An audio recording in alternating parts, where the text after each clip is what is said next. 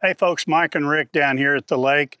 And Rick, you wanted to throw a crankbait today because that's your favorite thing, but it was sunny and calm. So we just followed the shade as long as we could this morning. And we've caught 5 or 6 or 7 fish already this morning. Yeah, October is probably, October, November, my favorite time to come out and throw a crankbait. And like you said, it was sunny today, and you can still catch them in the sun, but it's a little bit better when it's cloudy and we needed a little bit more wind.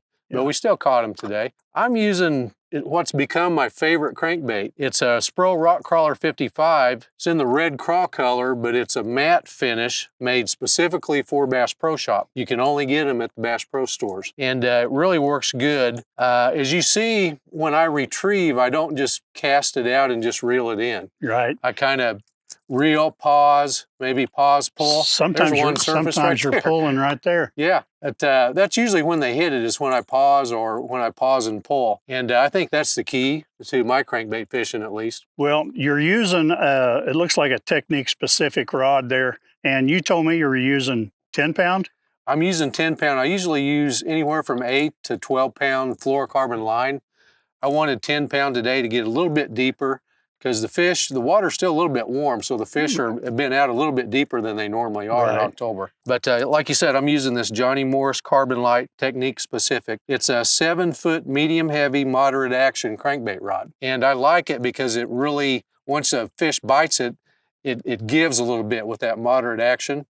And it helps keep them hooked up, I think. Yeah, fish are known to throw a crankbait, so having that little bit of give helps that a lot. Yep, for sure.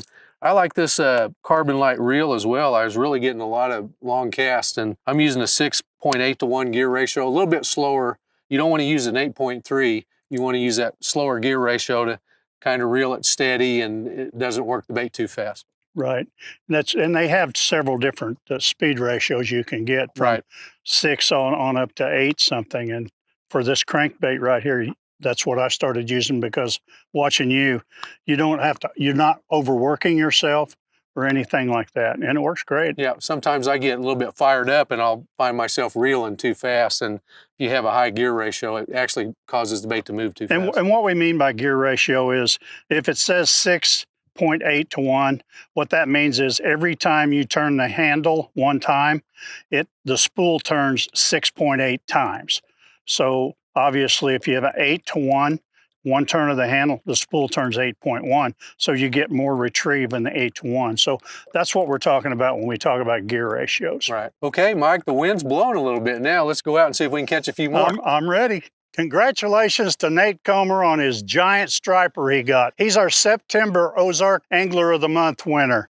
Don't forget to enter our Ozark Angler of the Month contest by submitting your fish picture to contest@ky3.com. You must be 18 or older to enter the contest. Parents, make sure you are in the picture if submitting a photo of your kid's fish. Photos of minors alone with their catch cannot be accepted.